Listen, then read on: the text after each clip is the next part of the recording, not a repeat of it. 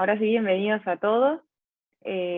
Bienvenidos a este foro. La idea es que podamos intercambiar nuestras opiniones e ideas sobre los distintos temas que cada uno haya preparado para el debate. Mi nombre es Eugenia Bayrodonet, soy diseñadora de indumentaria residida en la universidad y actualmente doy clases en la materia de diseño de calzado y trabajo en la coordinación del departamento de moda. Estoy un poquito en la parte de clases en el aula como todos ustedes y un poquito en la parte más administrativa. Bien, la idea es que cada uno de ustedes pueda ir presentando su exposición, yo los voy a ir nombrando. Hoy tenían que asistir a este encuentro María Cecilia Chevalier, Tali Elbert, Jorge Aro, Silvio Quico, Araceli Retamoso, María Belén Tassino, Paula Trucci y Sonia Zalaski. Algunos leo por ahí que ya están y nada, los que falten mientras hagamos inicio o vaya trascendiendo el encuentro, los iremos sumando. Si quieren pueden mantenerse con los micrófonos y cámaras apagadas y prenderlos cuando hacen sus presentaciones, y si no, mantenerlos prendidos, como ustedes prefieran. ¿Alguien tiene alguna duda, alguna consulta antes de arrancar? Bien. Bueno, vamos a ir arrancando. Perfecto. Vamos a ir comenzando entonces, los voy nombrando, yo les voy a ir dando el paso y los voy a ir guiando, indicándoles quién continúa, por eso quédense tranquilos. Así que vamos a comenzar con María Cecilia. Bueno, justo María Cecilia no está, fallido. A ver. Tali.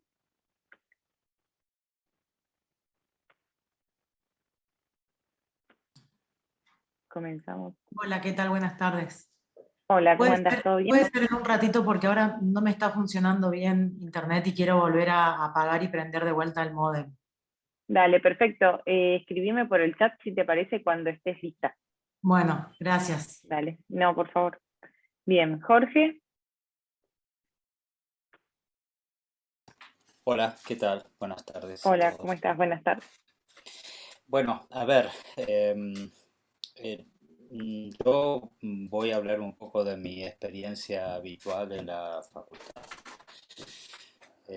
¿Cuánto tiempo tengo? Perdón.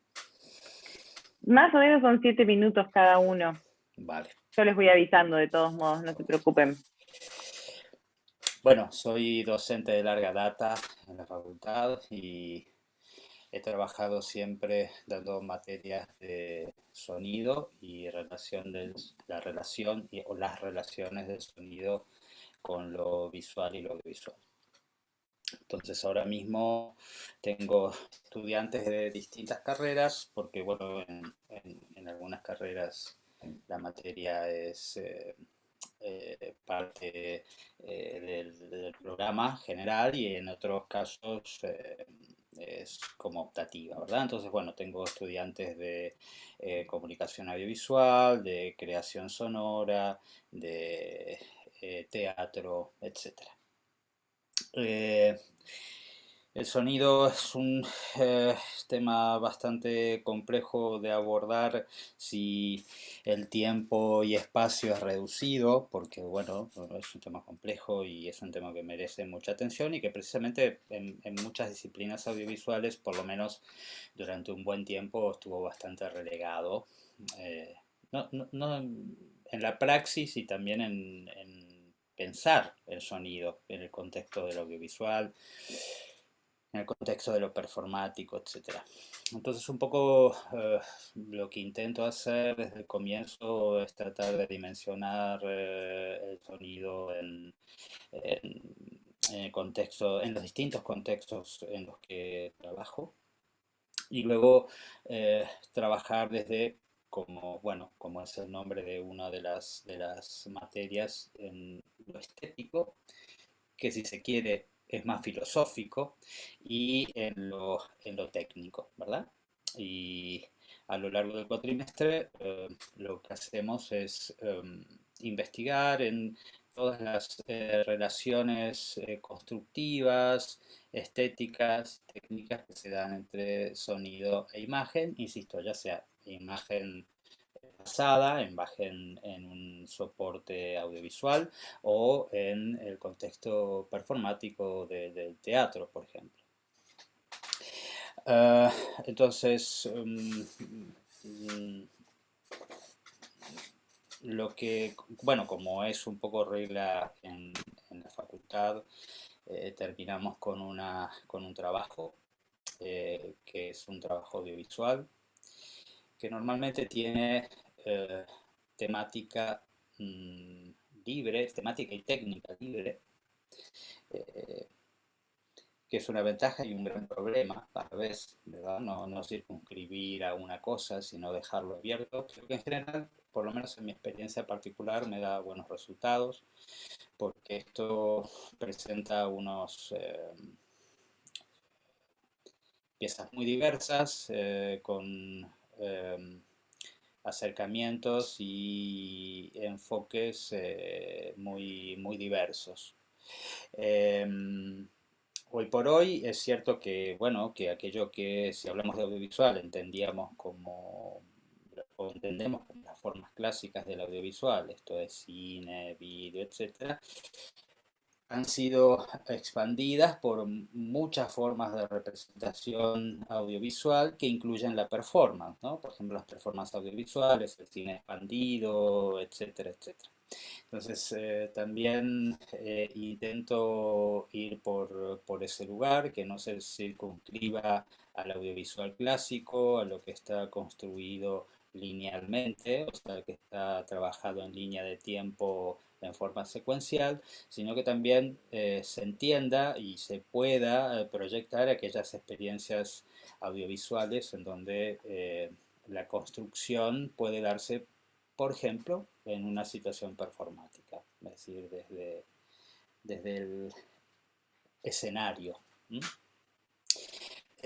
Obviamente, claro, todas estas cosas, insisto, necesitan de mucho tiempo y mucho desarrollo, y lo que hago desde mi materia es tratar de contribuir mínimamente a una cosa más general, ¿verdad? Hay muchas materias en la carrera y supone que todos aportamos algo en esa dirección.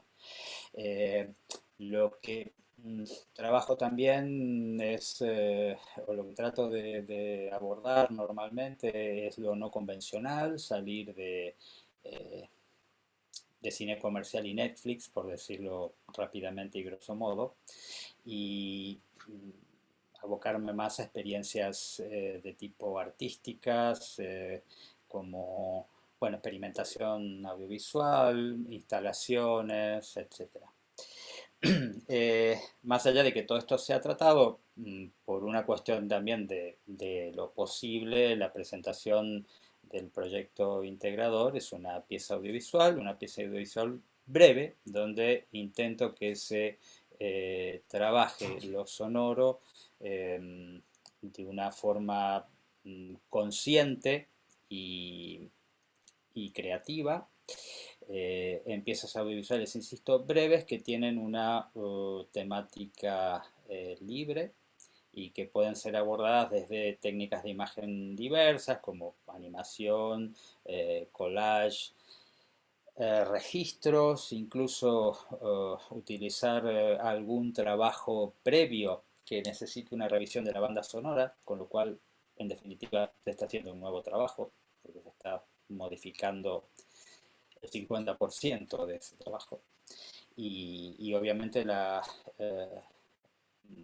reelaboración de la banda sonora también puede implicar una reelaboración de la secuencia de imágenes, ¿verdad? Con lo cual también está generando una obra nueva. De acuerdo a mi reloj, ya estoy en los 7 minutos. Sí, pero no sabía si querías darle un cierre, estamos por llegar a los 7.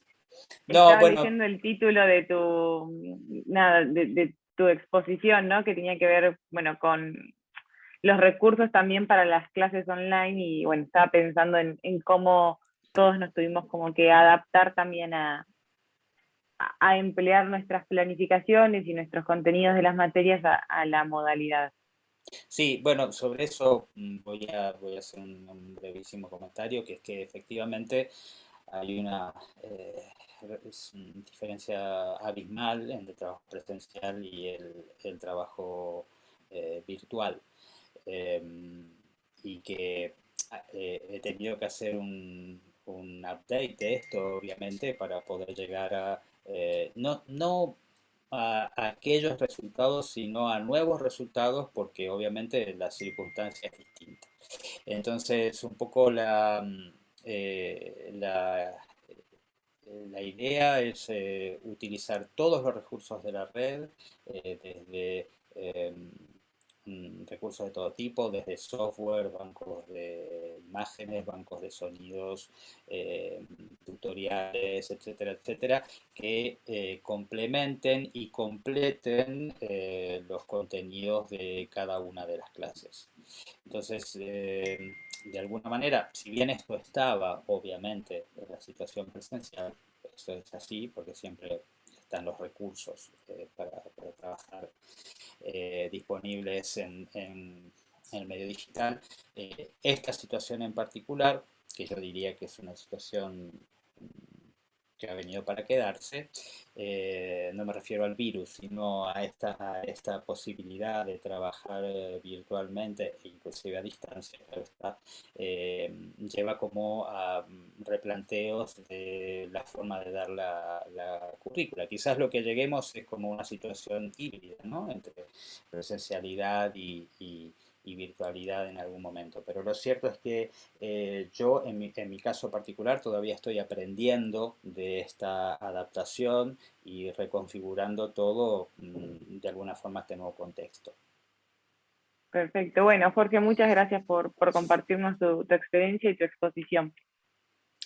A ustedes. Bien. Bueno, continuamos con Araceli. Hola, acá estoy. ¿Me escuchan bien? Hola, todo perfecto. ¿Cómo están?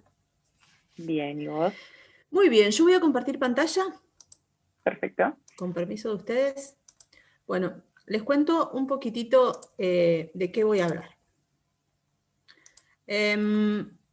Este año me tocó, el año pasado di campañas integrales 1 y 2 en la Facultad de Diseño y Comunicación para la carrera de Relaciones Públicas, y este año me tocó dar metodología de la investigación, chicos más chiquitos, o sea, de segundo año. Algunos ni siquiera pisaron la universidad nunca, porque son lo que los mal denominados pandemials, chicos de segundo año que a 10 días de arrancar el año pasado las clases, algunos debieron desarmar departamentos e irse a su casa en Perú, en Tierra del Fuego, distintos lugares, historias hermosas para escuchar de este grupo de chicos. Y chicas, fueron 17 chicas y chicos en este primer cuatrimestre, arrancaron más, pero algunos nunca aparecieron o se fueron quedando, como siempre. Y les cuento más o menos, mi materia tiene como objeto de estudio la presentación de una investigación corta o un ensayo, y en este caso se trabajó sobre el tema de los atributos comunicacionales de una marca. La idea es que ellos elijan alguna marca, podía ser una marca, una campaña, un producto, libremente, o sea, la elección era de ellos, de lo que quisieran, no hubo ningún tipo de mi parte de intencionalidad hacia ninguna temática, no, solamente que ellos pudieran trabajar cómodos. Y siempre les digo, en cualquier materia en la que esté trabajando, siempre les digo, trabajen en algo que les guste, en algo que los enamore, en alguna marca, un producto, una campaña que ustedes digan, wow, eso, siempre quise trabajar sobre eso. Y bueno, lo que me llamó mucho la atención fue, y por eso lo traía acá, si bien conozco, yo soy profe también de secundaria, trabajo tanto dando clases como asesora pedagógica digital para el gobierno de la Ciudad de Buenos Aires, o sea, sigo estos chicos, pero me llamó mucho la atención lo que son los temas que ellos vinieron a traer. Yo algo sabía y tenía alguna idea de que los chicos, los denominados millennials, los generación Z, como quieran decirles, tienen ciertas tendencias o ciertos intereses, se mueven hacia todo lo que tiene que ver con los temas relacionados con el medio ambiente, ¿no? No les interesa tanto la política, no les interesa tanto la economía, no están tanto con eso, pero sí se preocupan mucho por lo que tiene que ver con el medio ambiente.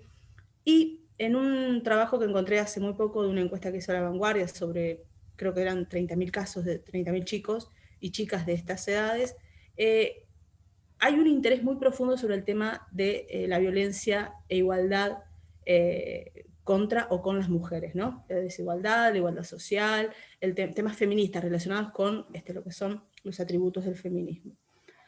Yo esto lo tenía en la cabeza, pero no era algo que me fuera o sea, no pensé que se iba a dar de esta forma en estas elecciones que hicieron ellos de temáticas. De los 17, de mis 17 chicos, las problemáticas sociales fueron prácticamente todos. O sea, todos eligieron problemáticas sociales, o sea, evaluar marcas, campañas o productos en función de determinados atributos relacionados con temáticas sociales.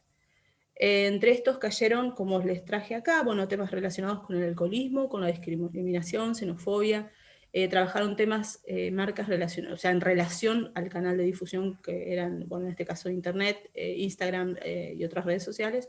También en esta parte, una de las chicas presentó un trabajo muy interesante sobre el sitio web porno OnlyFans, que también me llamó un poco de la atención porque digo, un tema tabú y súper bien, la chica desarrolló una investigación muy buena.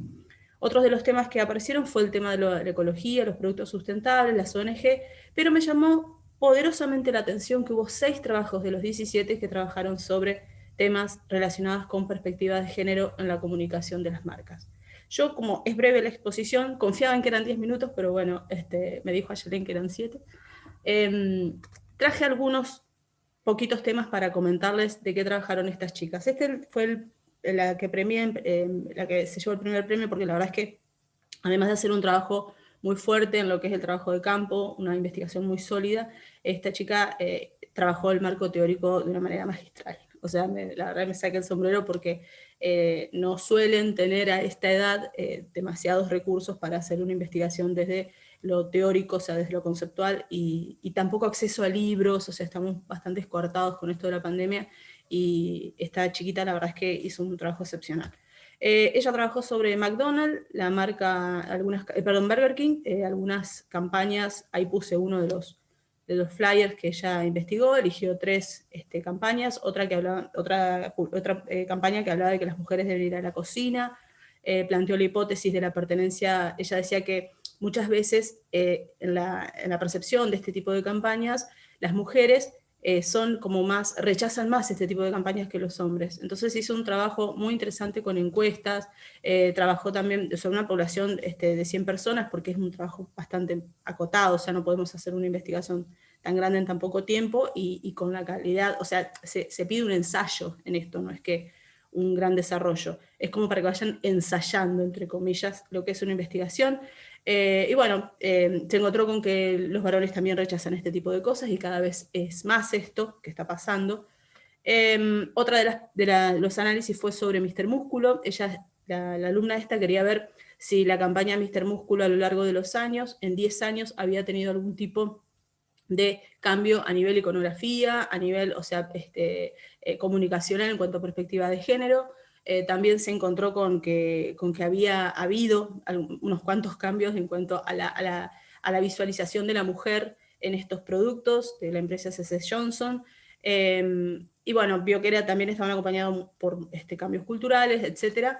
Otro de los trabajos fue de una PANAM. PANAM es una abreviatura de Producto Auténtico Nacional Mexicano. Esta chica es venezolana, pero bueno, entiendo que está viviendo en México, creo que está viviendo en México, y realizó un trabajo muy interesante con entrevistas en profundidad respecto de si esta PANAM, digamos, robaba atributos al feminismo, robaba no atributos, sino hacía propios mensajes del feminismo para posicionarse. Muy interesante también su trabajo porque hizo análisis de contenidos muy profundos, también llegó a esto de identificar que la marca usaba solamente como marketing el tema del feminismo, que no había un trabajo profundo puertas adentro. Y por último, este trabajo que se llamó Sin Azul y Sin Censura, fue el análisis del caso Nosotras, sobre el feminismo y la relación con que las marcas de higiene femenina cambian su forma de comunicar el color, sobre todo de comunicar la menstruación. Fue un trabajo muy bueno, con un análisis de contenido de muchísimas publicidades, con entrevistas en profundidad muy buenas, y bueno, ella a lo que llega luego de esta hipótesis y de investigar, llega a la conclusión de que sí, de que tuvo que ver el feminismo, pero también hubo otro montón de sucesos que fueron acompañando este cambio en cuanto a cómo se mostraban estas cuestiones. Y hubo dos proyectos integradores más, uno sobre la copita menstrual y del posicionamiento en Instagram, y la campaña McMammy de McDonald's, que tenían este corte. Como bonus, la discoteca Bruto de Mar del Plata y un caso de discriminación hacia una mujer, también fue una investigación que trajeron las chicas, pero no fue tan ligada al tema del feminismo, sino más bien a un caso de xenofobia, pero bueno, la chica hace un trabajo interesante sobre la investigación en cuanto a la perspectiva de género en la comunicación. Como conclusión, o sea, traje esto porque me pareció interesante un poquito contarles a mis colegas con quienes estamos trabajando y qué cosas los mueven y qué cosas les interesan a estos chicos y a estas chicas. La verdad es que fueron investigaciones muy sólidas. Confieso que al principio los veía chiquitos, los comparaba con los chicos del año pasado que ya estaban egresando, los veía tiernitos, chiquitos, con miedo de trabajar, pero fueron meses que la pasamos muy bien, tanto en las clases como en los trabajos prácticos, en cada devolución, y realmente los invito a visitar mi blog porque subí 4 trabajos y la verdad es que vale la pena leerlos en cuanto a la profundidad y a la solidez que tienen estos chicos. Y pido 1000 disculpas por cómo me excedí.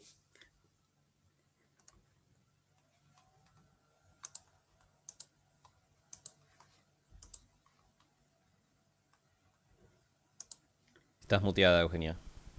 No escucho, sí. Gracias, ahí está. Te decía que no te preocupes por el tema del tiempo y que traer estos temas a los foros es algo como muy recurrente también, que los profesores están como empezando es como un parámetro general que sale todos estos temas en las cursadas. Así que creo que no sos la única que ha hecho esta observación a lo largo de estos cuatrimestres que se incrementaron con esto de la virtualidad también. Muchas gracias. Buenísimo, gracias. No, a vos. Bien, Belén, seguimos con vos. Hola, ¿qué tal? Buenas tardes. Bueno, yo soy María Belén Tacina, soy docente de la materia Diseño de Imagen de Marca. Había pensado más o menos de hablar de lo que era el libre albedrío, la libre elección y lo que es la motivación en los alumnos. Mi materia es o del segundo cuatrimestre del primer año de diseño gráfico o es optativa para cualquier persona de cualquier carrera dentro de la facultad. Así que en general tengo muchísimos alumnos de otras carreras. Por ejemplo, el cuatrimestre pasado casi que no tuve diseñadores gráficos, eran todos de comercialización, publicidad y demás, lo cual para una materia en la cual tienen que hacer un diseño integral del logo, imagen y todas las piezas es bastante complejo porque muchos no tienen idea de diseño gráfico ni de ningún tipo de herramienta para poder diseñar. Entonces hay que hacer una evaluación y tratar de meterlos a todos en ver qué es lo que les interesa y por qué se metieron a hacer como electiva esa materia. Todos los cuatrimestres tengo como distintas cosas que quiero testear de lo que es lo que quiero ver que funciona y que no dentro de la pedagogía de los chicos. Y una de las que está casi siempre es ver qué es lo que los mueve, por qué tienen ganas de aprender, qué es lo que tienen, cómo sacarlos para que no sea que apruebe una materia y nada más. En general noto mucho que un gran porcentaje de los alumnos es como que quieren aprobar y nada más, o no tienen muy en claro por qué están haciendo la carrera, ni por qué están haciendo la materia, ni nada, es como que vienen en piloto automático. Entonces encontrar qué es lo que los mueve es medio difícil, pero como, bueno, les cuento, el primer cuatrimestre del año pasado lo que hice fue darles completa libertad para que elijan ellos lo que sea que querían hacer tenían que hacer un póster nada más, porque era otra materia de introducción al lenguaje visual, pero tenían libertad para hacerla como quisieran, completa libertad de hacer lo que quieran. Lo que vi es que cuanto más libertad tienen, no saben tampoco para dónde arrancar y suelen ir como a lo seguro, lo que creen que yo quiero que entreguen. En el segundo cuatrimestre se los limité bastante más, ahí ya estaban haciendo diseño de imagen marca, les di un brief difícil, ellos podían elegir la marca nada más, pero yo les decía, tiene que ser, por ejemplo, en el Tigre, un diseño de marca para una empresa que va a hacer un festival sobre temática alienígenas. Y ellos podían elegir la marca, entonces tenían que investigar la marca y ver cómo la adaptaban al brief que les había dado. El tercer cuatrimestre volví a darles un poquito de libertad, o sea, el cuatrimestre anterior, en el cual ellos pensaban qué cosas querían hacer, qué les interesaba, qué cosas les gustaban en su vida y querían aprender. Por ejemplo, si querían aprender francés, si querían aprender sobre no sé, astrología, cosas que les interesaba, que siempre quisieron aprender y nunca tuvieron tiempo. Yo les dije, bueno, elegí eso que siempre quisiste aprender y metelo dentro del diseño de marca. De lo que saqué de conclusión hasta ahora es que en general, por muchas cosas que ellos creen que quieren o que quieren aprender, pero después no, también que cuanto más libertad les doy, más se traban. Es como que lo que realmente noté que los movía o los motivaba era el desafío. Cuando tenían un desafío. En el cuatrimestre que mejor les fue donde yo los había encerrado casi que embudo a este es el brief que tenés y esta es la única cosa en la cual vos podés hacer lo que quieras, que era elegir la marca y ver cómo lo adaptás. Tenían infinitas oportunidades, o sea, se les mostró cómo podían de ese brief que parecía cerrado abrir la cabeza y que se les ocurra cualquier cosa, pero en primera instancia parecía que era un embudo en el cual tenían un único lugar para ir. Y el lograr salir de ese, lograr llevar adelante ese desafío y poder encontrar una solución dentro de ellos es como que algo que los mantuvo realmente interesados todo el resto del cuatrimestre y enganchadísimos con la idea que ellos habían logrado hacer. No fue el cuatrimestre con mejores resultados concretamente, el cuatrimestre pasado tuve muy buenos diseños de imagen. No sé si quieren ver, les dejo por las dudas el link al blog, ahí en el chat. La verdad que el primer cuatrimestre que acaba de cerrar tuvimos muy buenos proyectos, el anterior también, pero los mejores proyectos fueron justamente los que tuvieron que hacer el desafío. Entonces, todo el resto tuvieron quizás buenos proyectos, pero los mejores fueron los que se metieron ellos mismos al desafío de, bueno, ¿cómo puedo hacer que estas dos cosas coincidan? Y lo siguieron durante todo el cuatrimestre.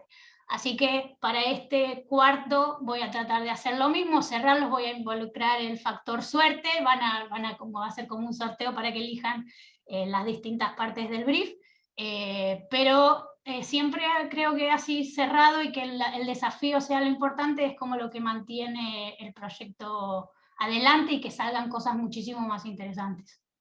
No estaba midiendo el tiempo, perdón.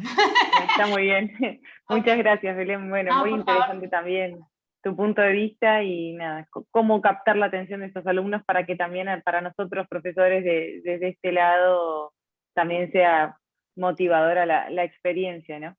Muchas gracias. Bien, seguimos con Paula.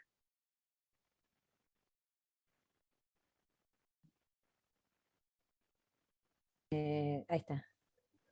Prendo la cámara si, Dale.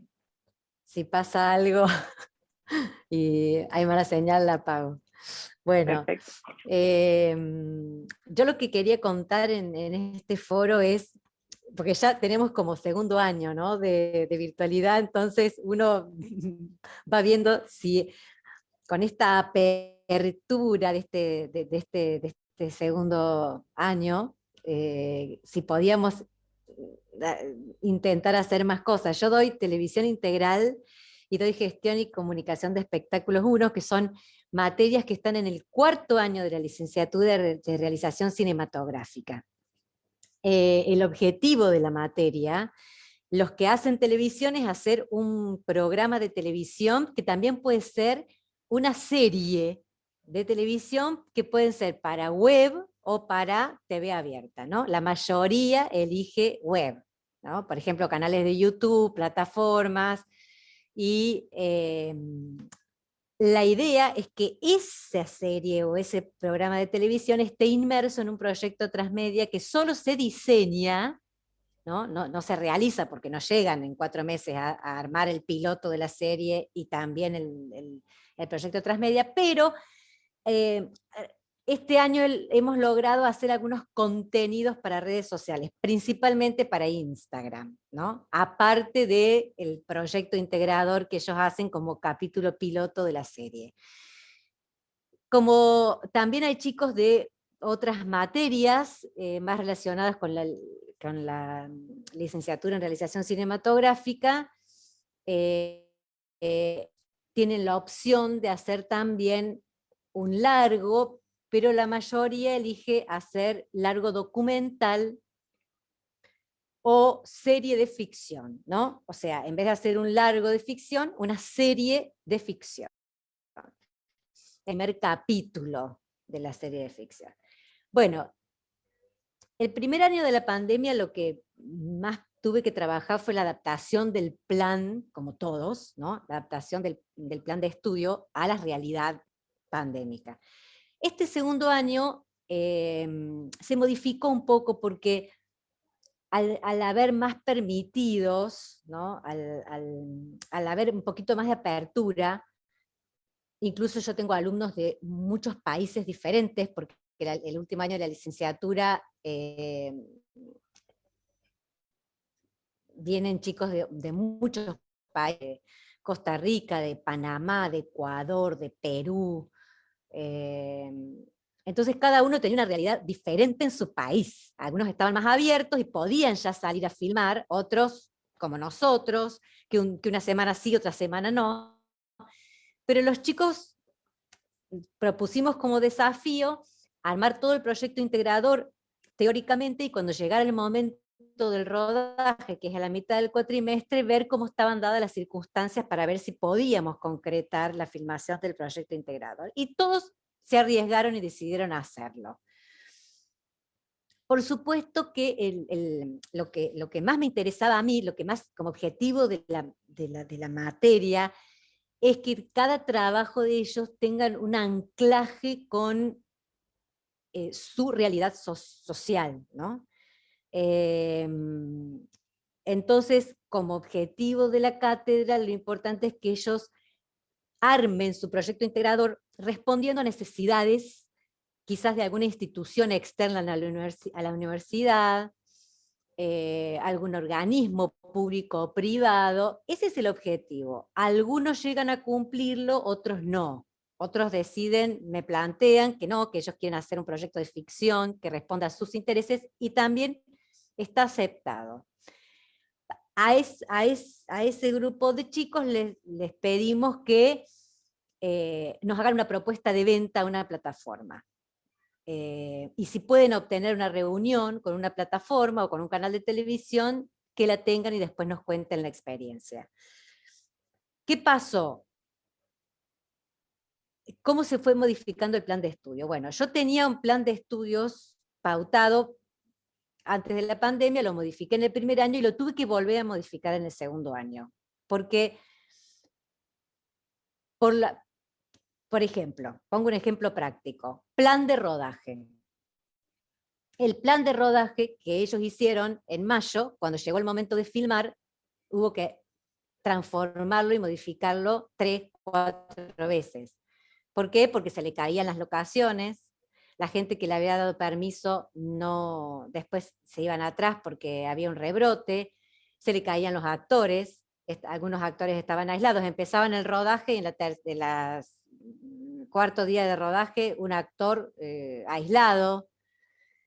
Entonces, lo interesante de este cuatrimestre fue cómo sortear dificultades y cómo cada uno desde el género que había elegido, ver de qué manera podían terminar el proyecto integrador. Entonces, quienes eligieron, por ejemplo, íbamos viendo por género, ¿no? Quienes eligieron comedia, usaron los elementos de la comedia para reemplazar, por ejemplo, a un actor, o un diálogo, o una locación, ¿no? Por ejemplo, si ellos tenían pensado plano general en esa locación, usaron primeros planos, también trabajamos, a diferencia de otros años, mucho más intensivo el storyboard. Eso fue un cambio en la planificación. Yo nunca trabajé storyboard, están en cuarto año, ellos ya saben cómo hacerlo, pero ante esta realidad, como muchos grababan y filmaban por Zoom, por ejemplo, tenían que darle indicaciones a los actores a través de Zoom. Tenían que indicarle cómo poner el celular para que se graben los actores. Entonces hubo que hacer un storyboard muy detallado para que los actores entendieran lo que el director quería. Entonces, nunca había profundizado el storyboard y este año tuve que profundizar el trabajo con el storyboard. Y este año tuvimos que profundizar rotundamente el trabajo con los planes de filmación y con el presupuesto. Cosa que otros años no, ¿no? Lo que me sorprendió fue que a pesar de todas las dificultades, lograron terminar. Algunos no lograron terminar, por supuesto, el documental en su totalidad, pero lo que hicieron fue armaron un tráiler de 15 minutos, que el objetivo de la cátedra es mínimo 15 minutos, ¿no? Del proyecto audiovisual, del proyecto integrador audiovisual. Entonces, lograron hacer un tráiler de 15 minutos. Y lograron darse cuenta y trabajar sobre las dificultades. Por ejemplo, no era la locación elegida o lo mejor que podían encontrar, bueno, entonces cambiaron rotundamente los planos de filmación. Hicieron todo en primerísimo primer plano, plano contra plano, jugaron con los planos en el zoom, que eso es muy, muy importante para que no aburriera, entonces le hacían tener al entrevistado la pantalla de la computadora y el celular de ellos como una segunda cámara. Entonces tenían, para editar en postproducción, tenían dos planos del mismo entrevistado, por ejemplo en un documental, y eso fue muy interesante. Y después cuando uno de los grupos que hizo una serie, todo por Zoom, era una reunión de amigos por Zoom, lo que a cada actor le indicaron fue las posiciones en el Zoom y los movimientos. Entonces no era aburrido, no eran 4 caras que se veían en un Zoom. Eran uno más atrás, el otro jugando con un elemento adelante.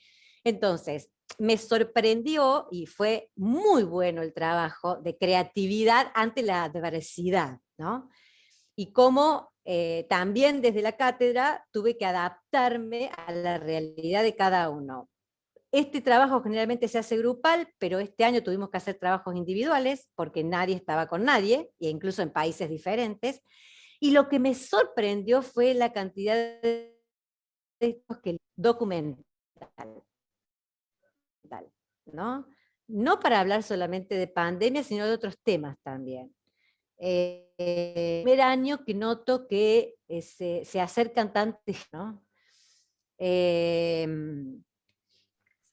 A mí lo que más me interesaba, porque es la propuesta de la cátedra, es lo que yo les conté de la relación con el exterior. Como es un cuarto año y ya están con un pie fuera de la universidad, y 2 de los alumnos hicieron un trabajo maravilloso, porque una chica de Panamá, por ejemplo, le presentó una propuesta de documental a la Secretaría de Ciencia para la preservación de un parque nacional, Coiba, en Panamá.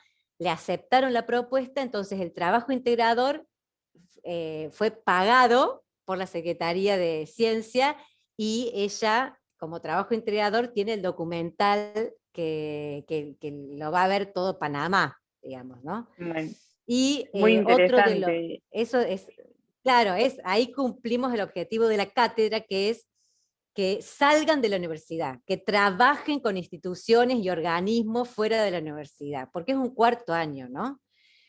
Y el otro de los chicos que cumplió ese objetivo fue un reality show por YouTube y por Instagram, ¿no? Un reality show que se llama Negocia con Macabelis, que es una chica, es una chica que compra casas, las rediseña y las vende, ¿no?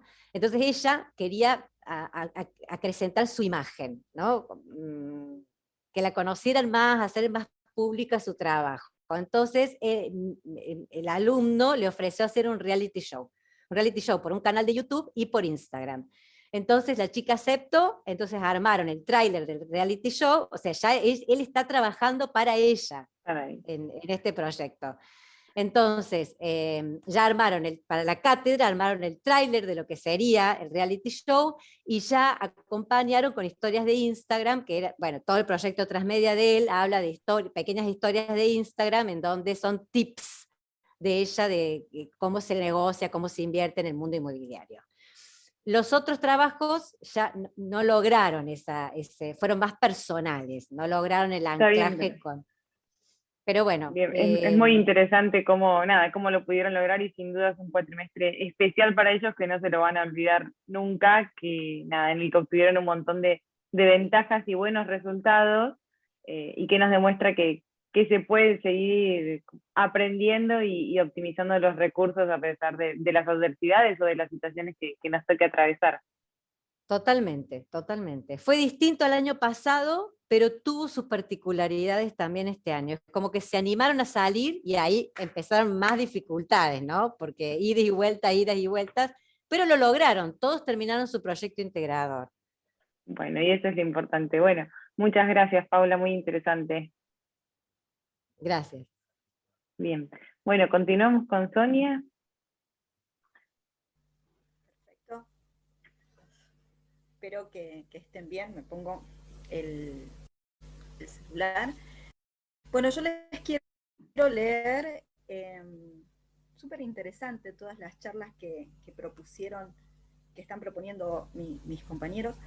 Yo voy a ir por otra temática, les quiero leer el resumen del título que elegí para la charla de hoy, que es: a lo largo de la historia el aula configuró un espacio de encuentro en el cual la tríada didáctica se hace tangible. El estudiante, el docente y el conocimiento conjugan un espacio físico de interacción y crecimiento mutuo. Este aula fue variando a lo largo de la historia y su última innovación se debió a la pandemia del COVID, que estamos atravesando a nivel mundial. Este hecho impulsó de manera precipitada a que este aula tenga el tamaño de una pantalla de computadora o celular. Lo estamos viviendo ahora en este momento en el foro. A través de la experiencia del aula virtual se propone reflexionar sobre los beneficios y las dificultades que estudiantes y docentes suelen tener en este formato virtual y analizar las nuevas estrategias didácticas y pedagógicas que como docentes supimos conseguir.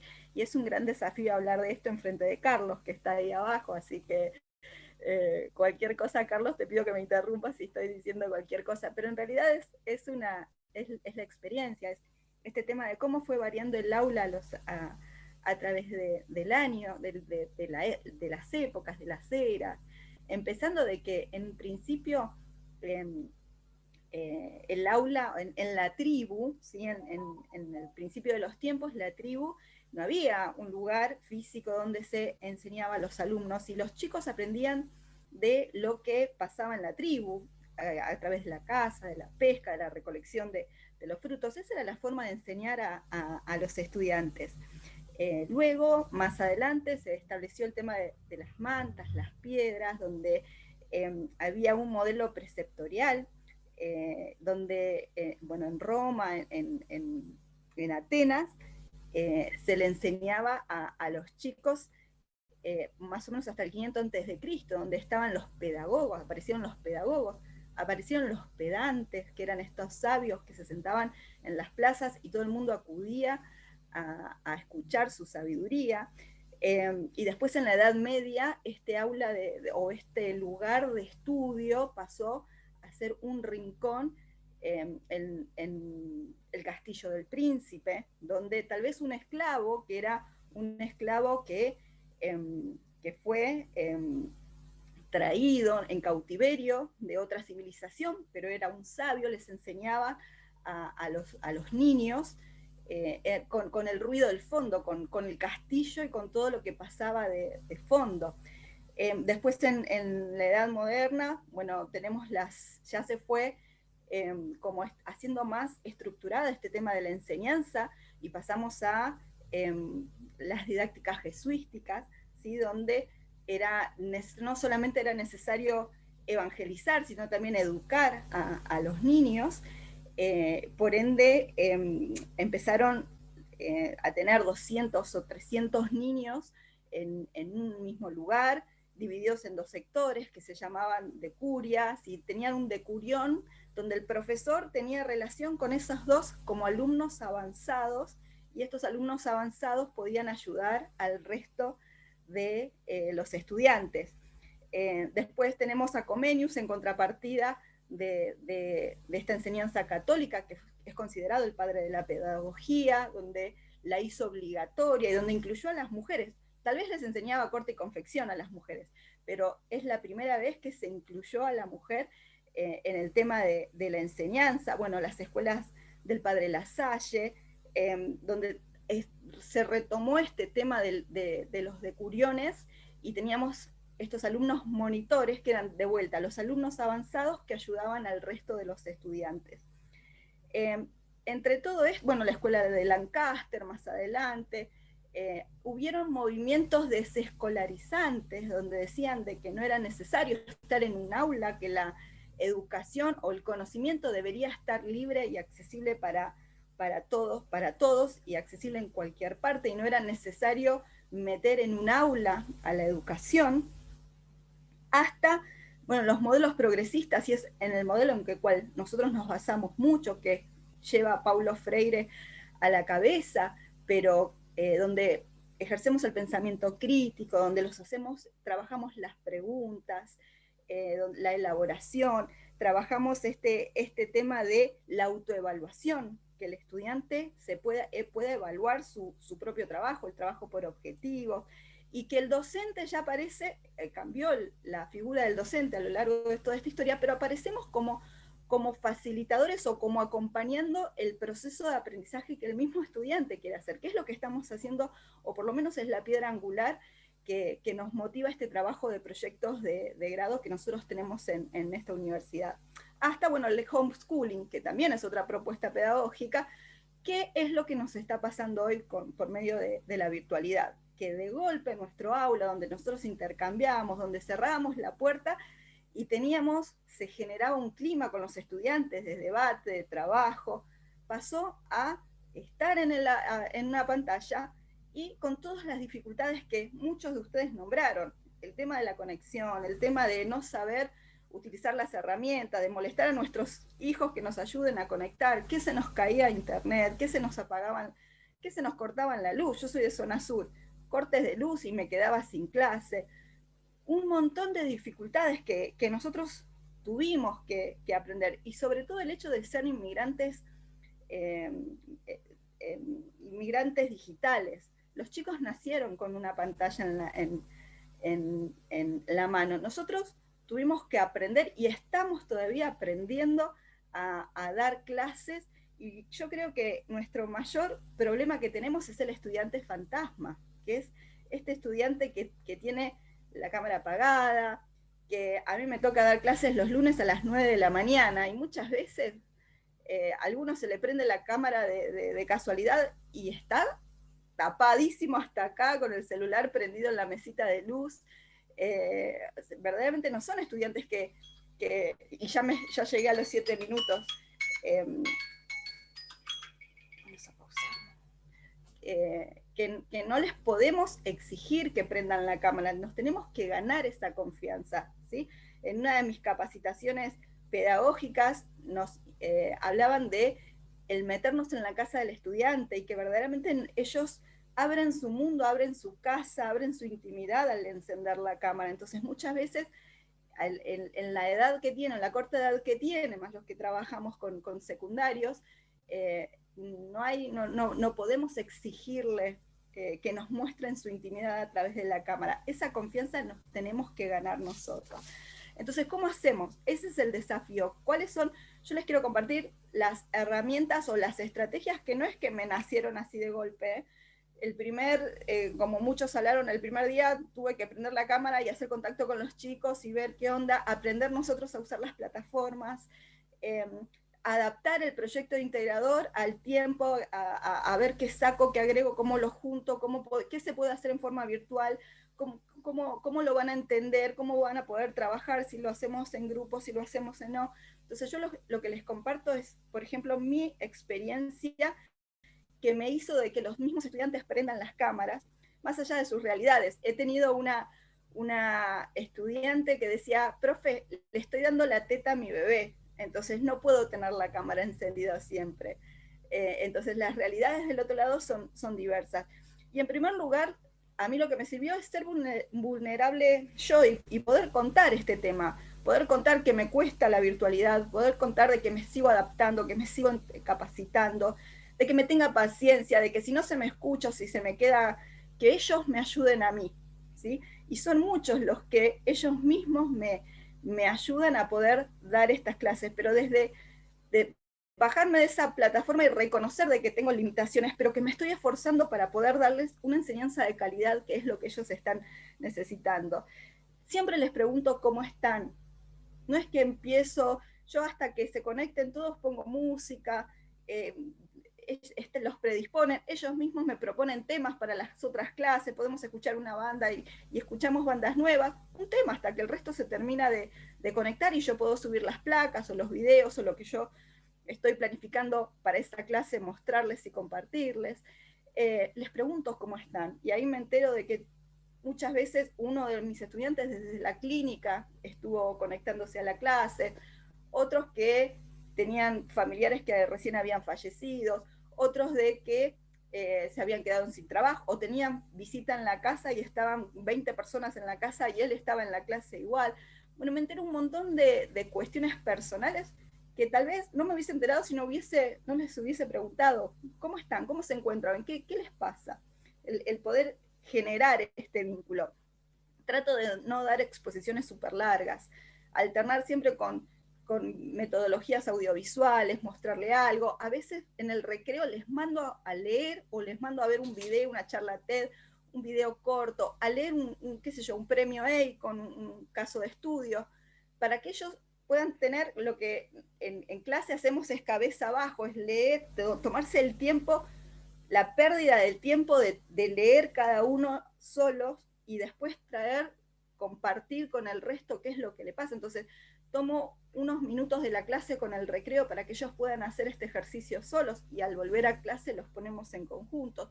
Utilizo las encuestas rápidas. ¿Entendieron esto? El que no entienda me levanta a ver, ¿qué les pareció esto? Entonces, esas encuestitas súper rápidas para que me digan si entienden, si no entienden, si tengo que ir más lento, si tengo que ir más rápido.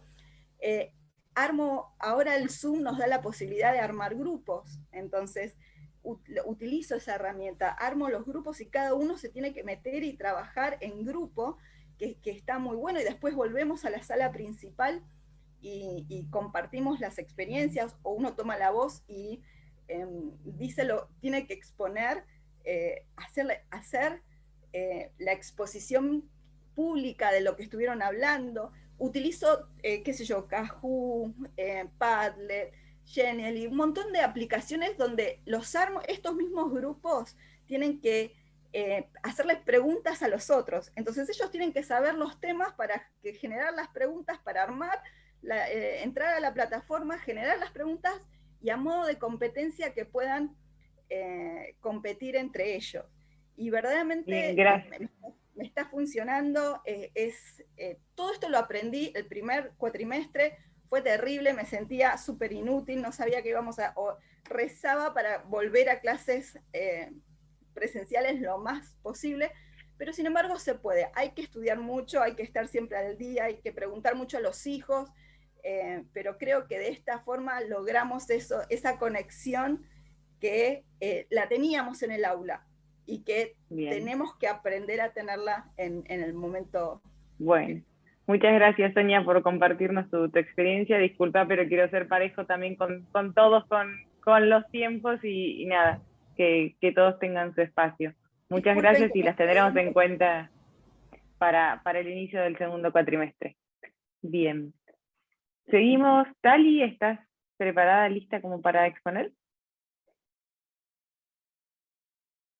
Estás muteada. Ahí va. Ahí está. Ahí va. ¿Se escucha bien? Genial, perfecto. Bueno, buenas tardes a todos y a todas. Mi nombre es Tali Elbert. Yo doy una materia que se llama Diseño e Imagen de Marcas. Es un nombre casi igual a la materia que presentó Belén. La única diferencia con esa materia es que tiene una F entre paréntesis. Que hasta el día de hoy me sigo preguntando por qué este nombre que genera muchas confusiones en los alumnos. Muchos se inscriben pensando que es la materia de marketing, que es la que da Belén. Sin embargo, esta es una materia que es del segundo año de la licenciatura en fotografía. Y es una materia que el eje de los contenidos es desarrollar un ensayo fotográfico, o sea, una narración a través de imágenes, de algún tema que en el caso de cómo lo desarrollo yo en la materia, ellos tienen temática libre. Pero bueno, destaco el tema del nombre de la materia, porque muchas veces, como yo ya sé que hay muchos alumnos que se inscriben pensando que es marketing, en la primera clase siempre pregunto esto y hay muchos alumnos que se tienen que terminar cambiando de materia. Siempre es como que en las jornadas y en las presentaciones lo comento para ver si en algún momento toman la decisión de cambiarle el nombre a la materia para que no se entienda realmente de qué va la materia. Pues se inscriben pensando que es una cosa y se encuentran con contenidos que no tienen nada que ver. Bueno, como les decía, el objetivo es que ellos puedan desarrollar un ensayo fotográfico. Ellos eligen un tema, generalmente, bueno, yo les muestro como muchas opciones de trabajos desarrollados por otros fotógrafos y fotógrafas, y ellos eligen algo. En el caso, bueno, de estos cuatrimestres de la pandemia, no les quedó otra que elegir temas que estuvieran como muy vinculados a la vida cotidiana. Por ejemplo, los cuatrimestres del año pasado no les quedó otra que trabajar sobre fotos que hicieron adentro de sus casas, con sus familias. Sin embargo, la verdad que eso como que abrió un universo de posibilidades que hasta ellos mismos se sentían como muy sorprendidos de poder retratar a su papá, retratar a su mamá, a sus hermanos.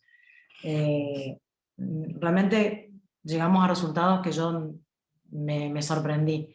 Este año, como ya está todo un poco más abierto, pudieron desarrollar sobre otras temáticas, pero bueno, tampoco no muy lejanas a su vida cotidiana.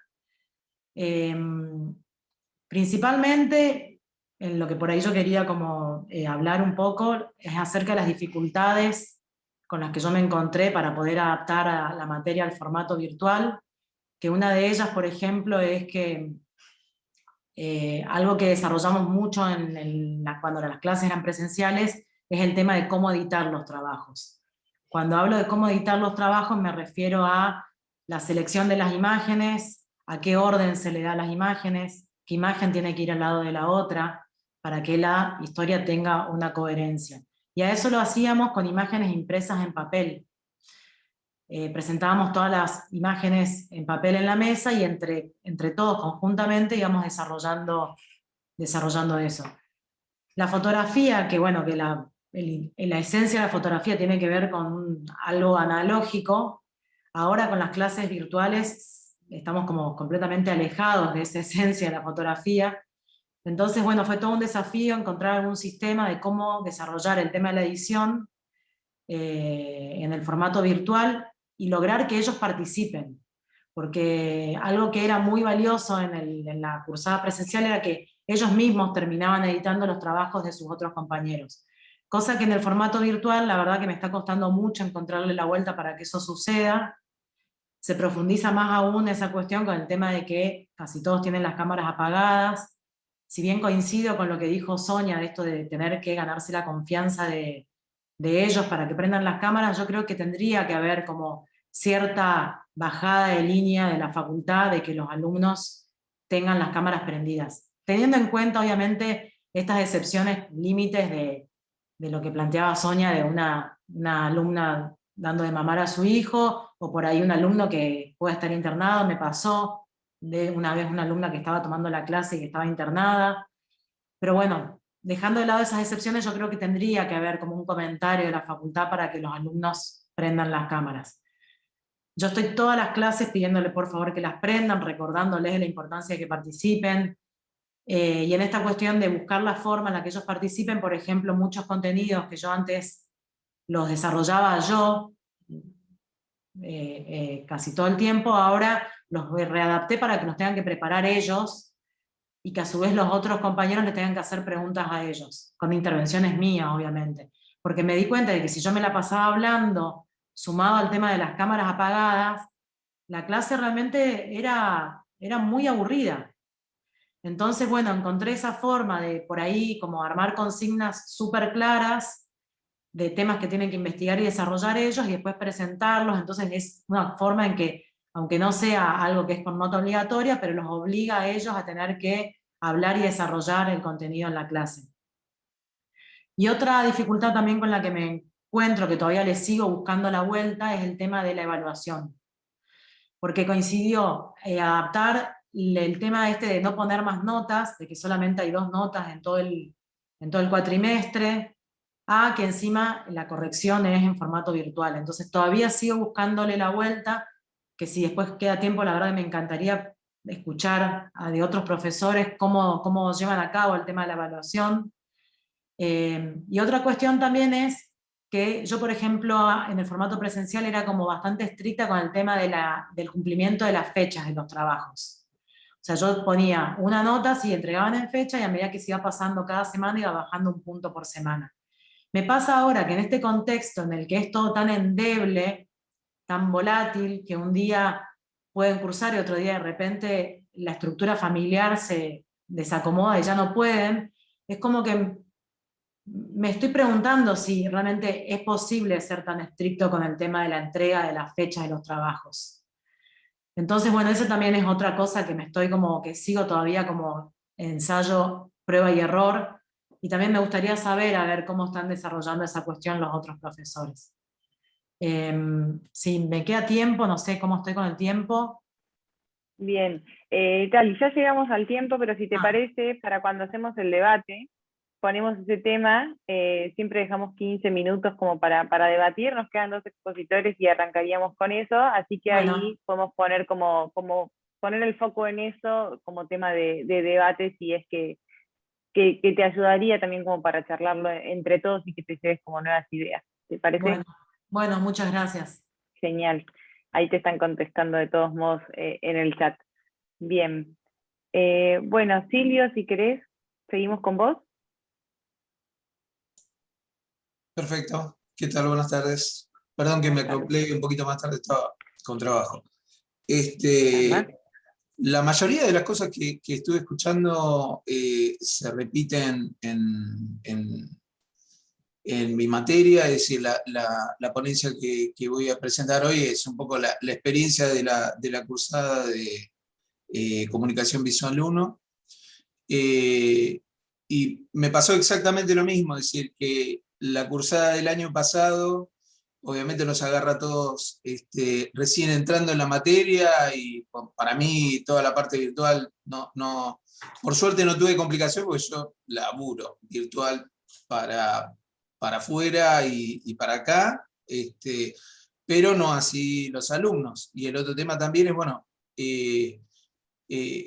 mi materia es mucho más presencial en el sentido de los materiales, es decir, todos los contenidos tienen que ver con que los alumnos, como es la primera vez que van a cursar una materia que tenga que ver con ilustración, más allá de lo que tengan que ilustrar, lo que me interesa es que haya contrapuntos en clase sobre lo que van haciendo. Es decir, de arranque yo ya tenía la opción, o había elegido que ellos trabajaran en contenido a su manera y con sus conocimientos. Uno de los temas también con los que me encuentro más en este año que en comparación al año pasado es el tema de no tener idea de con qué conocimientos llegan los alumnos. Es decir, tengo alumnos que terminan un secundario y arrancan, y tengo alumnos que capaz que tienen otra situación más avanzada. Y es muy complejo, no tanto el año pasado, pero este año que tuve casi 50, es más complejo el tema de poder hacer una corrección grupal. Nunca la hago porque son diferentes los niveles, pero este año lo que sí hice fue directamente, en la medida que fui teniendo tiempo, por pronto contestar, pedir constantemente que me fueran mandando partes de los trabajos. Es decir, el ejercicio del cuatrimestre es el mismo, lo vengo repitiendo desde siempre, que es una primera parte que es de nivelación, que es el primer mes doy 4 ejercicios que tienen que ver con lo que van a después hacer en la entrega final, pero también me sirve a mí para tener idea del nivel que tienen ellos, y también darles herramientas que les sirvan a ellos también como para llegar mejor a lo que tienen que entregar. Después la segunda parte es una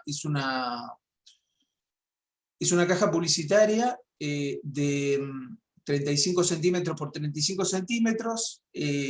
Adentro va a tener 2 paper toy, va a tener una historieta, y va a tener una remera o una taza impresas con una ilustración de ellos.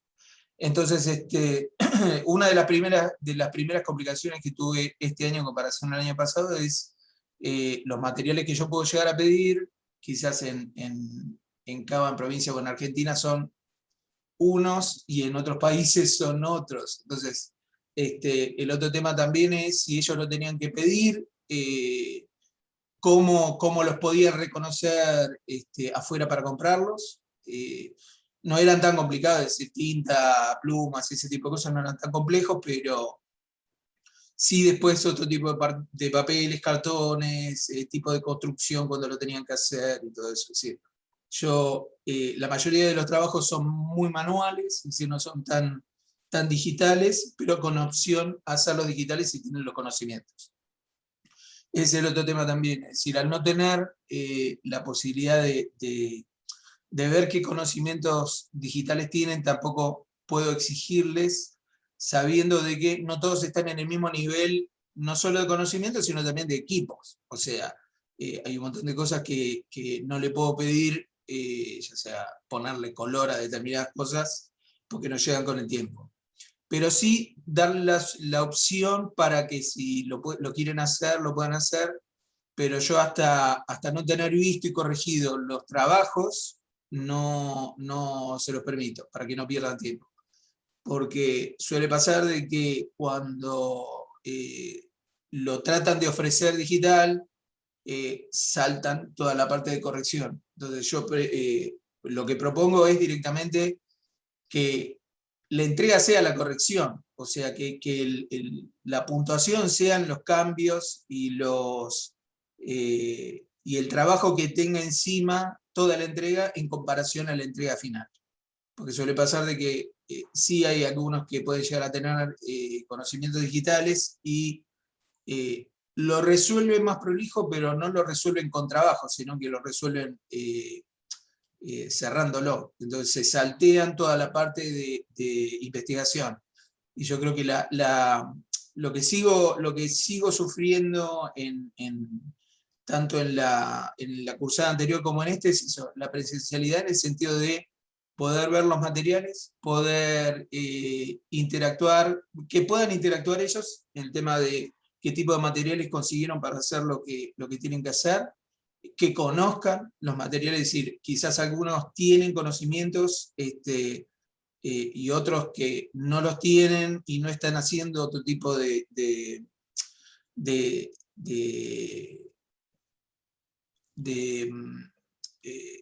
adquirir conocimientos en dibujo y ese tipo de cosas, no tienen manera de conseguirlo.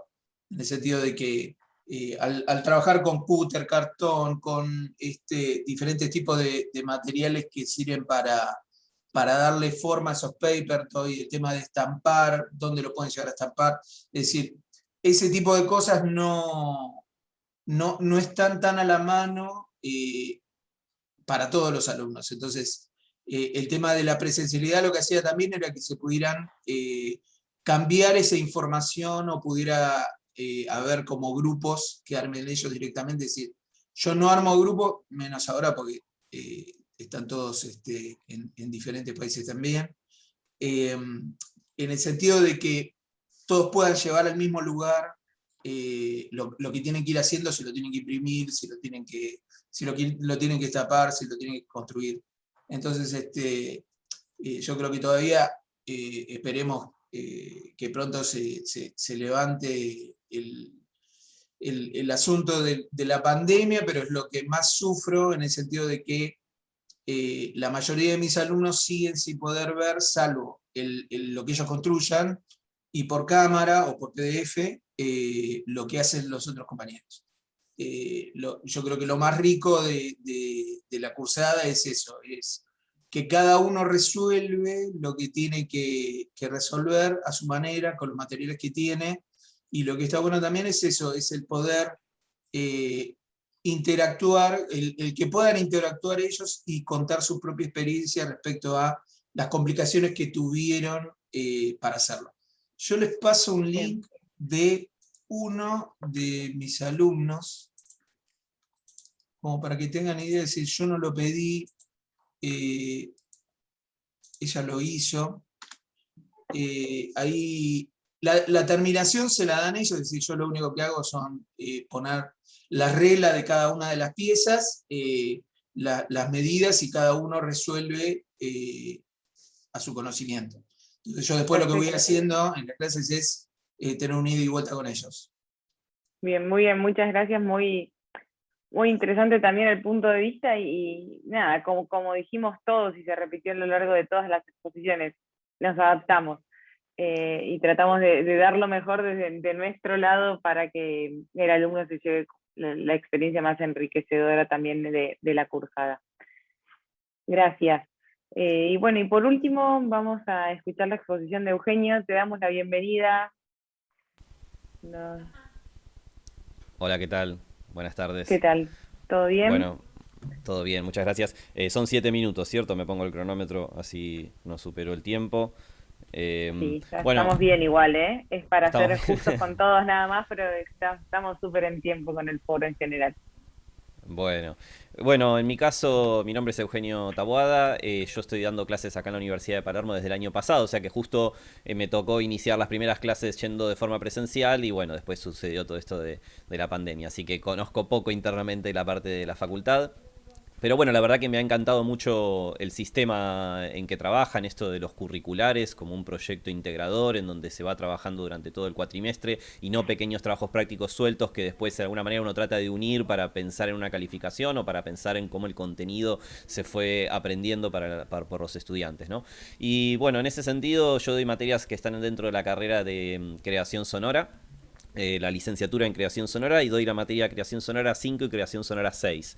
En estas materias los estudiantes ya llegan con bastantes conocimientos previos, justamente acá también está el maestro Jorge Aro, que ellos tienen con clases con él en la primera parte de la carrera, entonces tienen un montón de conocimientos previos y yo trato de ir direccionándolos hacia diferentes lugares. También tienen otras materias con personas como Fabián Kessler, donde ven cuestiones relacionadas a la danza, al teatro, entonces, ¿qué van a trabajar conmigo con respecto al sonido? Bueno, puntualmente yo trabajo en lo que serían medios audiovisuales interactivos, así que trabajo en todo lo que tiene que ver con realidad virtual, cine 360, por lo cual de alguna manera todo ese conocimiento previo que ellos ya tienen me sirve muchísimo como una base para poder ir llevándolo hacia un mundo más no lineal, es decir, las reproducciones de contenidos interactivos no tienen que ver con una linealidad en el sentido de que una película o una experiencia de realidad virtual nunca es siempre la misma, o sea, a diferencia de lo que sería más el cine tradicional, donde una película la vemos 200 veces y siempre pasa lo mismo, en los medios interactivos en realidad lo que va sucediendo depende de la acción del usuario. Así que llevar la mente y la producción sonora hacia el mundo no lineal es uno de los objetivos. Después también en Creación Sonora 6, que la tengo después, justamente hay que como volver un poco a lo que sería la producción audiovisual, por lo cual también me sirve mucho todo lo que vieron antes en Creación Sonora 5, pero también me interesa mucho trabajar ahí puntualmente el tema de la relación con las otras áreas, con los otros estudiantes de otras carreras. En ese sentido, justamente lo que yo hago es trabajar a partir de que elijan ellos un cortometraje dentro de lo que sería Cortos DC. Cortos DC, bueno, sale todos los años, hay un montón de trabajos muy interesantes ahí para ver. Pero también noto un patrón bastante común en esos trabajos que tienen que ver con el tema de que cada estudiante también viene a buscar una formación más allá de lo general que pueda llegar a ser lo que le pueden dar todas las materias, también está la especificidad de cada una de las áreas. Entonces de repente hay gente que estudia específicamente dirección o específicamente fotografía o específicamente guión, así como están en la licenciatura de creación sonora estudiando específicamente sonido, más allá de todas las otras áreas que también intentan dar una información general. Entonces el patrón que solemos encontrar en los cortos DC es que la parte sonora no suele estar tan trabajada. En ese sentido es muy común que recurran a una música que va a estar durante todo el cortometraje. Un cortometraje de 5, 6, 8 minutos tiene una música de fondo de principio a fin. Eso tal vez es posible en un cortometraje, pero imagínense un largometraje de 1 hora y 20, con todo el tiempo hay música de principio a fin. Lo podemos aceptar tal vez en el principio del cine, antes de que el cine pueda ser sonoro realmente, donde ponemos música, una película de Chaplin, donde hay música de principio a fin, ok. En una animación, tal vez, 1 hora y 20 de película con música de principio a fin. Pero es raro en una ficción, en un documental, que realmente exista esta posibilidad. Por lo cual, es muy importante para mí que la gente empiece a entender la diferencia de una música extra diegética, es decir, que no está dentro de la escena, con la diferencia de los sonidos que se producirían en ese lugar, en ese espacio. Lo que se denomina sonido diegético, sonido in, es decir, los sonidos que están dentro de la escena. Es muy distinto pensar una situación narrativa con una música de fondo a una situación en donde los sonidos que producen los personajes los está escuchando el espectador. Por lo cual, en esos cortos de escena, nosotros lo que hacemos es tomar esos trabajos y resignificarlos, es decir, rehacer toda la banda sonora. En ese sentido, trabajamos mucho tratando de modificar narrativamente lo que era originalmente las historias. Es muy interesante, pero de repente logramos que los finales sean distintos, o sea, que se entienda otro final, o que se entiendan otras emociones distintas a los que realmente tal vez era el sentido original de los directores, ¿no? Así que bueno, en ese sentido, invito a las personas que incluso acá estuvieron hablando, soy muy malo para retener nombres, pero muchas personas hablaron sobre trabajos audiovisuales que hacen con los estudiantes. Por eso acá en el chat dejo mi mail personal dentro de la Universidad de Palermo y mi mail personal fuera de Palermo, para que ahora justamente en este nuevo cuatrimestre que va a iniciar, yo tengo la materia Creación Sonora 6, en donde vamos a trabajar con cortometrajes ya realizados por estudiantes. Pero, ¿por qué no, si ustedes están cursando en este momento, poder hacer un trabajo multidisciplinario? Es decir, que a la vez los estudiantes de una cátedra estén trabajando en conjunto con los de otra cátedra para que puedan sacar adelante un proyecto más integrador. Así que invito a que quienes tengan trabajos audiovisuales y quieran que alguien de la carrera de licenciatura en creación sonora trabaje el sonido, diálogos, ambientes, música y efectos, lo hagamos en conjunto, ¿sí? Así que bueno, yo puntualmente lo que les voy a compartir es este PowerPoint en donde tengo condensado todo lo que fue la materia Creación Sonora 6 del año pasado, en donde tengo los trabajos originales y los trabajos reelaborados desde la parte sonora, para que también puedan comparar cómo era el trabajo original y qué diferencia pueden ahora, al visualizar el trabajo, escuchando una versión de sonido distinta, qué impresión les da desde el lado emocional y desde el lado narrativo, ¿no? Así que bueno, tengo varios trabajos que lamentablemente no sé por qué no están exactamente como los veo yo en portafolios DC. Yo veo en portafolios DC que están publicados un montón de trabajos y cuando voy al blog no los veo. Así que no sé por qué le escribí a Claudia Massa para ver si podemos solucionarlo. Por lo cual, más que compartirles el link al blog, ahora les voy a compartir. Sí. Eugenio, porque a mí me pasaba lo mismo y esta mañana Claudia me explicó cuál era el problema. Ah, por ahí soy yo entonces. Sí, porque yo había logueado todo a mi blog y me faltaba apretar un botoncito rojo al lado de mi portfolio DC para que apareciera en el blog. Ah, ok. Entonces era Después te error mío, explico. tal vez. Después te explico. Ahí dejé entonces en el chat el link a ese documento donde pueden escuchar y comparar. Puntualmente hay un trabajo que me pareció, no porque sea el más destacado en su trabajo, sino por desde dónde partió. Era una videodanza que es silente, salió en cortos de C sin sonido, o sea, una videodanza sin sonido.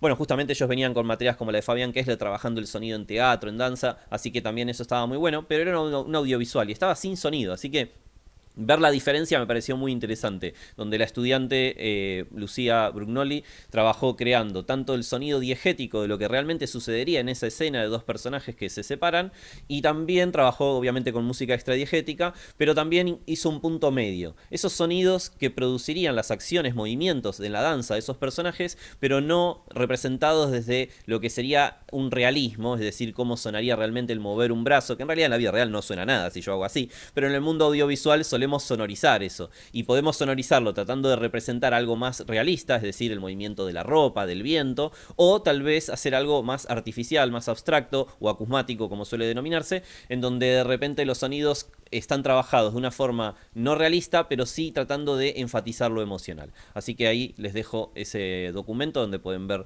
todos los trabajos, e invito de nuevo a que quieran trabajar en conjunto con mi materia. Gracias. Bueno, muchas gracias, Eugenio. Muy interesante la comparativa y también la invitación para los que son del área. Siempre está bueno trabajar en equipos y poder generar este tipo de alianzas.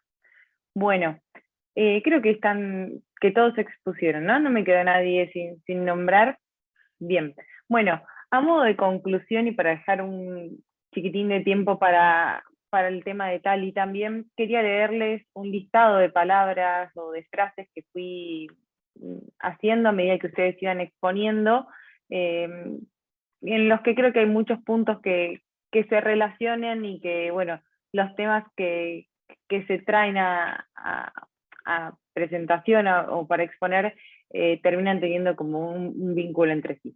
Bien, experiencias audiovisuales en un aula virtual, salir de lo convencional, recursos de la red, pandemia, el sistema de agenda actual, problemáticas sociales, entender qué piensan los alumnos, encontrar qué le interesa al alumno, el profesor como guía, desafío como motivación, tecnología al servicio de los objetivos, adaptación del plan de estudio, creatividad ante la adversidad, aula como espacio de encuentro, inmigrantes digitales, cómo ganarse la confianza del alumno, reconocer las limitaciones, coparticipación en formato virtual, evaluación y exigencia, adaptación a los recursos y resignificación de recursos o no. Me parece interesante tomar todos estos temas y ver cómo los estudiantes pasaron a ser protagonistas de sus procesos de aprendizaje, ¿no?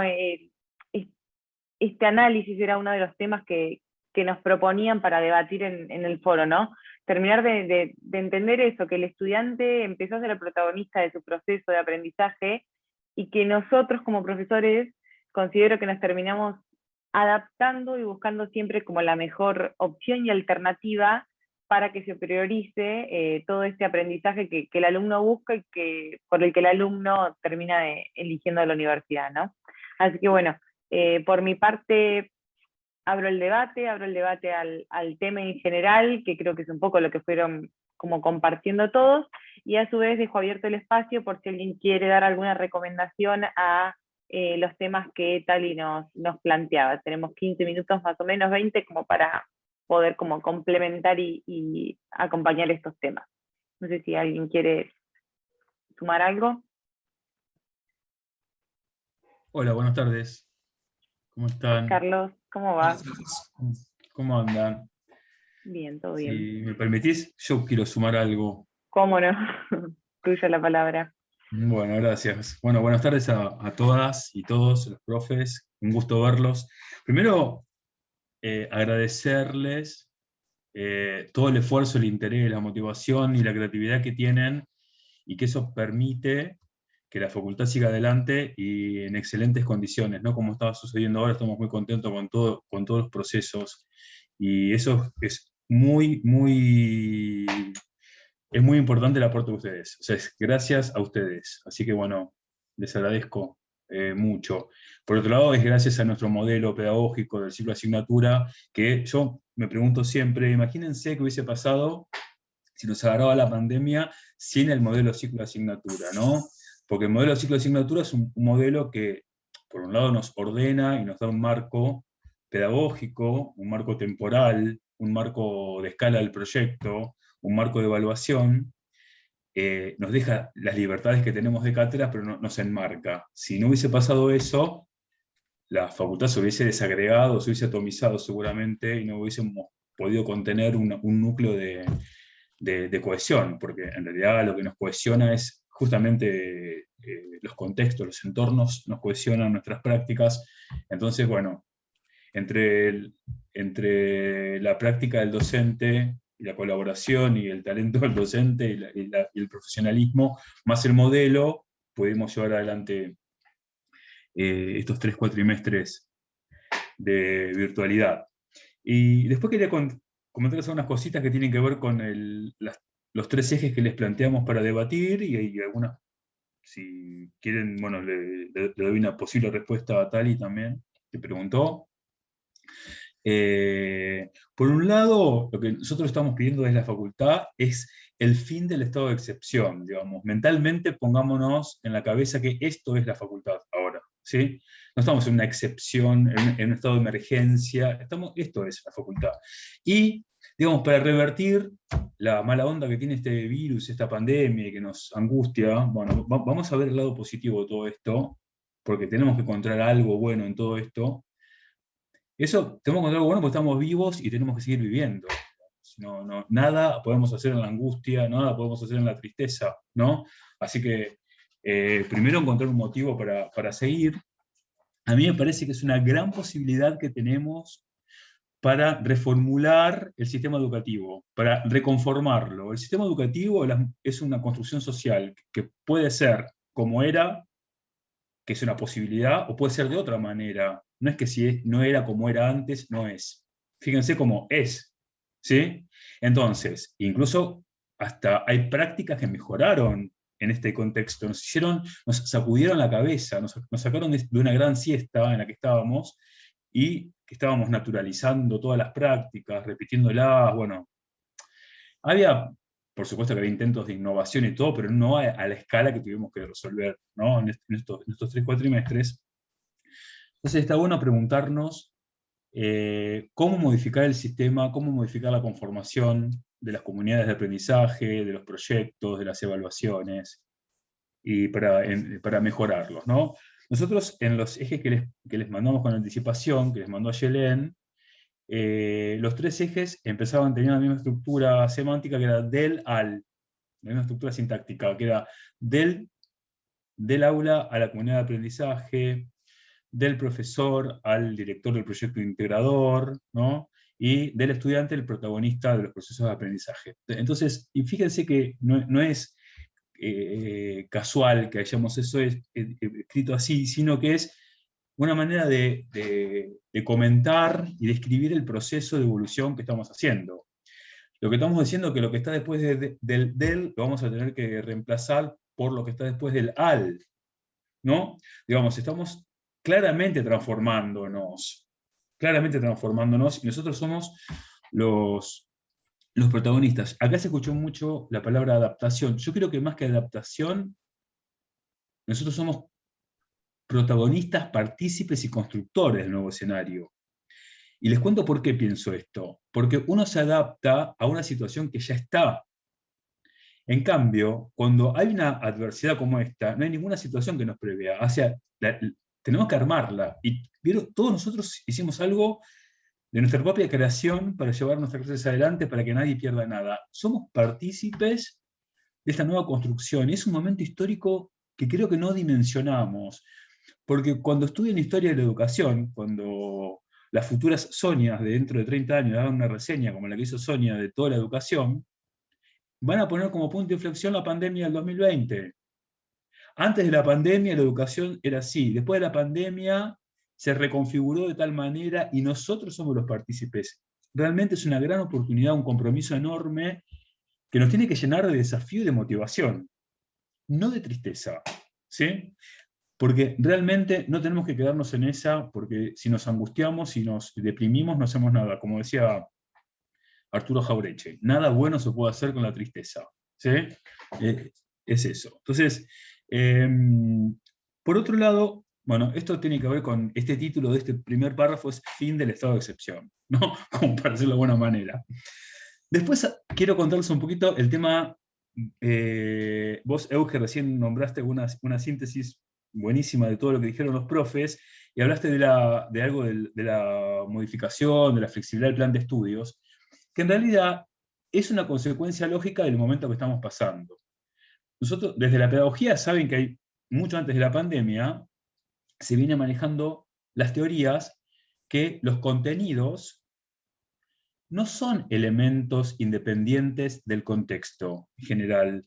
No es que el contenido y el contenedor, por decirlo de alguna manera, o el contenido y el contexto van en andariveles separados y se los puede desagregar cuando nosotros querramos. No es tan así. El contenido y el contexto se entrecruzan y se modifican y se alteran entre ellos. Entonces, cuando uno da un contenido X, depende del contexto. Ese contexto es el entorno, el fragmento espacio-temporal, que es el aula, ¿no? ¿Qué es eso? ¿Cómo se da ese entorno? ¿A quién le estamos hablando? ¿En qué condiciones? ¿Qué intereses? ¿Y qué expectativas tienen nuestros alumnos? Todos esos elementos contextuales modifican profundamente el contenido. Y cuando hablo del contenido, no hablo del saber en sí mismo. Llamamos contenido al saber pedagogizado, al saber convertido en un contenido para poder distribuirlo, ¿no? El saber es más estable, el contenido es más dinámico. Entonces, y el contenido tiene que ver con este entorno, cómo los entornos nos construyen otros contenidos. Y claro que es flexible, y eso es lo que tenemos que ver todo, con qué recursos contábamos, cómo lo narrábamos el contenido, cómo lo ejemplificábamos, cómo lo significábamos al contenido. Eso fue parte de nuestros desafíos. Otro tema tiene que ver con la comunidad de aprendizaje. Nosotros estamos preparando con el decano un texto para compartir con ustedes para que el momento 1 sea una configuración, una conformación de comunidades de aprendizaje. Para que un curso, un aula se convierta en una comunidad de aprendizaje, todos los integrantes de esa comunidad, o sea, los docentes, los asistentes, los profesores, tenemos que ser protagonistas y partícipes activos de la comunidad. Por lo tanto, no hay posibilidad de involucrarse en la comunidad de aprendizaje con una pantalla con cuadraditos grises y letras blancas con los nombres. Eso no es la presencialidad. Tenemos que tener las cámaras prendidas, hablar, las voces habilitadas, que si hay superposición de voces es mejor que haya caos, un caos creativo, un caos que nos aliente, no esta paz de los cementerios, de todos callados, todos apagados, ¿sí? Tiene que haber esta sensación de caos. No digo de exigirla autoritariamente, sino que el primer día tenemos que hacer un contrato pedagógico y acordar con nuestros alumnos, con el aval de la facultad, Tali, que vos lo pedías, lo tenés el aval, ¿sí? De prender la cámara. O sea, pero no prender la cámara porque quiero entrar en tu intimidad, ¿no? Que aparte no sería... es mejor que el docente conozca de más al estudiante que no lo conozca nada, si uno tiene que elegir. Porque si vos tenés un montón de cuadraditos con nombres, no conoces nada de esa persona. ¿Y cómo? Con lo que dije al principio, si el estudiante es parte de un partícipe activo, y aparte el estudiante es parte del condicionamiento del contexto, y yo no conozco nada de ese estudiante, ¿cómo voy a generar un contenido si no conozco a quién estoy hablando? ¿Sí? Entonces, la cámara, todas las cámaras apagadas es la metáfora de la escena de la universidad de principios del siglo XX, el hemiciclo con todos sentados y el profesor en la tarima del medio hablándole a una multitud pasiva que solamente recepciona. ¿Sí?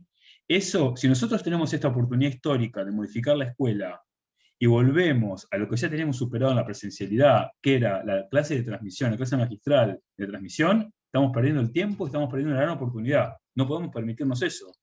Las clases tienen que ser participativas, activas, una construcción social. Tenemos que estar por eso está el proyecto.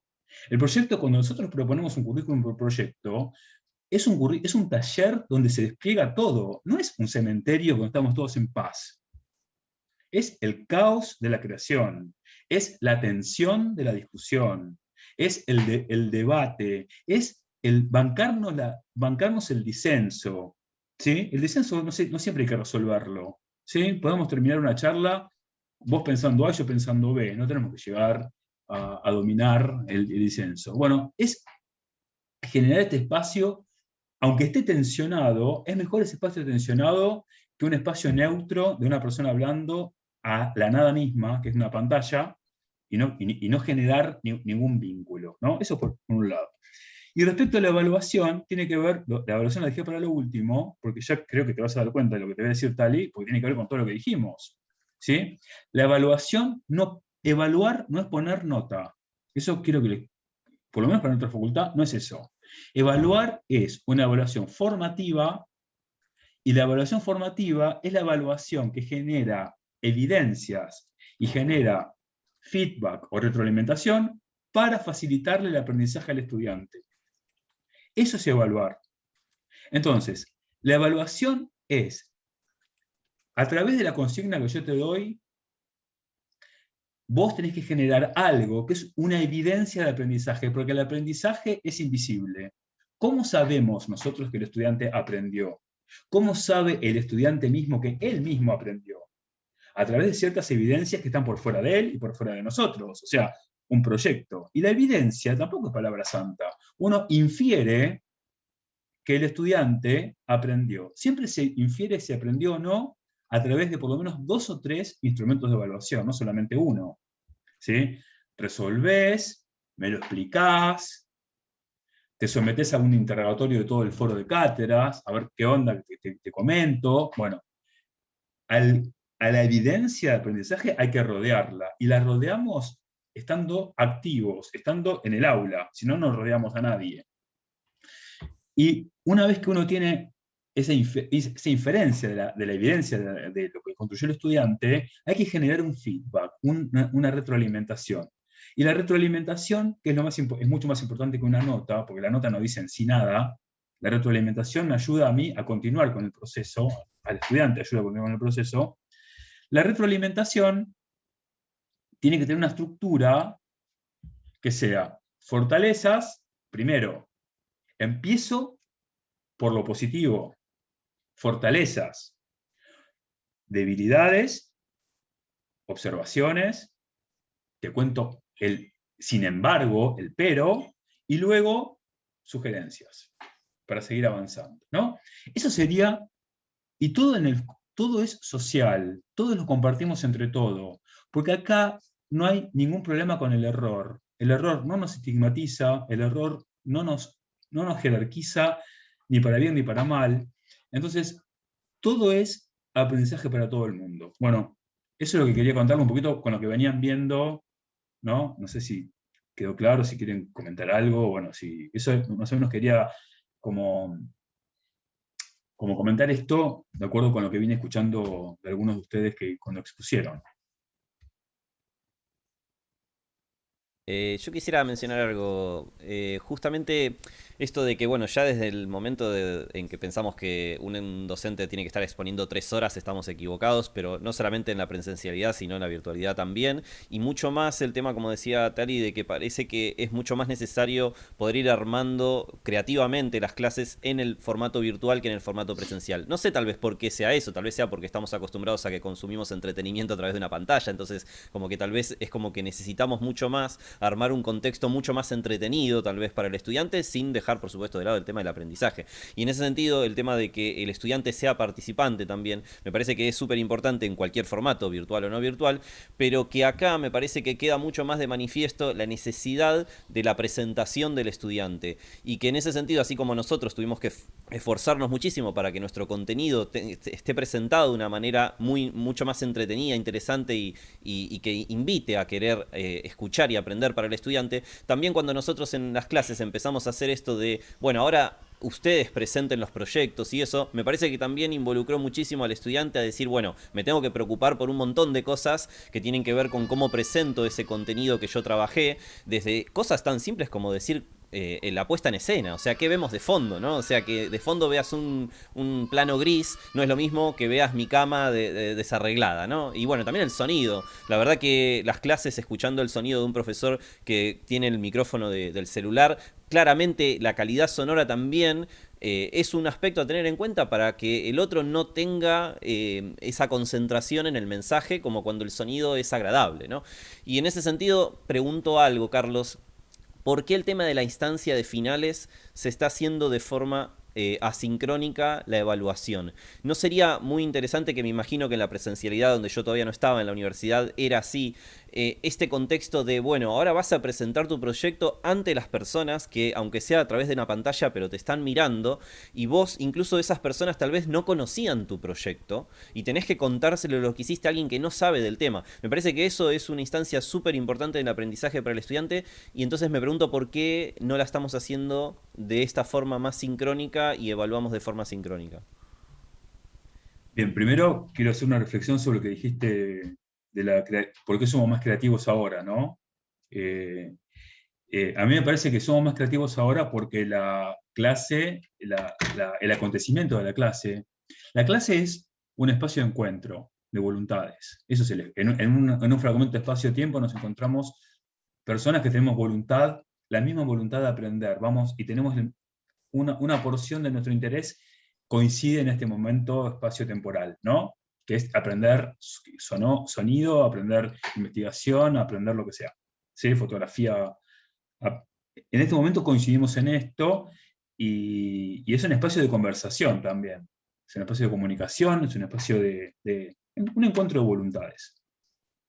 Pero está mucho más mediado que antes, ¿sí? Antes nuestra propia presencia era el medio, ¿sí? Nuestro cuerpo era el medio, lo llevamos nosotros, nosotros somos el principal recurso que teníamos. Cuando esto se descorporizó y se mediatizó a través de plataformas y otros recursos, tuvimos que generar recursos que vehiculicen y que hagan concreta esta mediación, ¿no? Entonces, para generar recursos tenemos que ser creativos. Yo creo que ese es el motivo por el cual nos preguntamos, ¿qué pasó? Que ahora todo está mucho más creativo y las clases están mucho mejor, tengo más material, todo que antes. Porque en realidad ese fue el desafío que nos puso la virtualidad. No contar con nuestro cuerpo como instrumento, ¿no? Hay un texto, un libro llamado Pulgarcita, que se los recomiendo, que es de Michel Serres, se escribe Serres, con S, S-E-R-E-S, que Pulgarcita, Michel Serres en ese libro habla de toda esta mediación que tenemos ahora y cómo pasamos de un estado antes de la imprenta, donde el sabio llevaba todo el conocimiento en su cuerpo, en su mente, no había ninguna mediación, era él el mediador, a ahora, que dice Michel Serres, somos decapitados, que llevamos nuestro conocimiento en nuestra notebook cuando vamos al lado, y cuando apagamos las notebooks se nos apaga nuestro cerebro, ¿no? Estamos como decapitados, dice Michel Serres, ¿no? Entonces es muy interesante la propuesta que tiene para ver el tema de la mediación. La mediación. Nosotros en un punto, más allá del siglo XXI, íbamos a la facultad y nosotros mismos llevábamos el saber en un punto, ¿no? Y no preparábamos la clase, agarramos una tiza y era una conexión entre marcador o tiza en mi cerebro, el marcador y el pizarrón. Eso era el circuito. Bueno, ahora se medió, está mediatizado. Entonces hay que generar otra cosa un poco más creativa que eso, ¿no? Eso me parece, Eugenio, que para mí es la respuesta a tu inquietud, ¿no? No sé si estás de acuerdo, pero me parece que va por ahí. Respecto a lo otro, estoy de acuerdo con vos, es una decisión que nos excede a nosotros, es una decisión de universidad que tiene que ver no con algo pedagógico, sino con algo de lo relativo a lo técnico y a la saturación de espacios digitales de ese estilo que no podemos modificar. en un momento vamos a... Sí, estoy de acuerdo con vos que lo mejor es el foro. Por eso nosotros lo decimos antes, para que esos encuentros de los foros de cátedra se realicen durante hasta el momento 3. O sea, reemplacemos eso y, bueno, el momento 4 es un momento más de proyección y de competencias, que estaría bueno que fuera a través del foro, pero bueno, hay un problema de mediación, justamente, ¿no? De lo que nos impide. Nosotros siempre estamos pidiendo permiso para volver a lo sincrónico y no nos lo dan todavía, bueno, pero porque no debe ser así por algo. Que no sé explicártelo porque no me lo explicaron tampoco, pero algo debe ser así. Yo, Eugenio, lo que hago, porque concuerdo con vos, que me parece extraordinario poder hacer ese foro, ese pitch que hacen los alumnos, donde explican su trabajo al final, en la última clase. Yo lo que hago es tratar por todos los medios de llegar a la penúltima clase con todo eso listo, entonces hago lo que le llamo un ensayo. Entonces, la última clase presencial es la exposición oral de cada alumno de su proyecto integrador. Lo que después van a hacer de manera sincrónica. Se puede adelantar. Lo adelanto. Y le llamo sí. el ensayo, yo le llamo el ensayo de lo que después van a hacer en el espacio sincrónico, ¿no? Sí, ensayo como prueba, ensayo como de actuación, no ensayo de texto. Claro, sí, sí. Como actuación. Pero en realidad, para mí, digamos, yo los evalúo ahí, ¿no? Lo mismo Sí. tienen la instancia final del 100% plus, tienen la instancia final del momento asincrónico, pero yo trato de generar ese momento presencial donde ellos tienen que ponerse al hombro su proyecto y defenderlo y presentarlo ante todos sus compañeros y ante el profesor o profesora. Sí, yo decía Bien. también, más allá del tema de evaluar, sino lo rico que es para el estudiante realmente pasar por esa instancia. Porque bueno, también es cierto que aunque lo hagamos antes del momento 4, siguen siendo los mismos compañeros que ya tuvo durante el cuatrimestre, el mismo profesor. La posibilidad de que eso pueda ser un poco más abierto, que tal vez seguramente esas cuestiones técnicas deben ser muy difíciles de resolver, que pueda haber docentes de otras cátedras como... Sí, así era. Bueno, ¿no? así Como era. era antes, ¿no? Sí, sí. Eso muy Así rico era para y el así estaba estudiante. pensado, con jurados y todo. Bueno, danos paciencia porque estamos haciéndolo, estamos armándolo. Así que bueno, en algún momento lo veremos. Antes, no quiero robarle más tiempo, pero bueno, nosotros tenemos un programa de reflexión y capacitación, de reflexión e innovación pedagógica interesantísimo, excelente, es un espacio excelente para la reflexión, ¿sí? Y acá Damián le está poniendo las materias y los días y el mail para inscribirse a través de Damián. Los invito realmente a compartir este espacio ahora más que nunca, porque con los que vengo a decir, tenemos que juntarnos a reflexionar, a ver qué pensamos para estas nuevas prácticas, ¿no? Entonces, los invito a que vengan. Hay mucha gente que ya cursó y quiere cursar como oyente de vuelta para ver algunas cosas, bueno, todas las posibilidades, todo lo que sea reflexión está bienvenido. Así que bueno, Euge, te dejo, perdón que me acaparé todo el espacio, pero bueno, si querés cerrar, vamos cerrando porque ya estamos en Sí. tiempo, ¿no? Hacemos el cierre, les agradecemos a todos por participar, por su buena voluntad, por cumplir con los tiempos, por la buena predisposición, por estar acá en este espacio una vez más. Y bueno, muchísimas gracias por estar, fueron muy enriquecedoras todas sus experiencias y nada, los temas que trajeron al foro. Que tengan un buen inicio de segundo cuatrimestre y bueno, muchísimas gracias.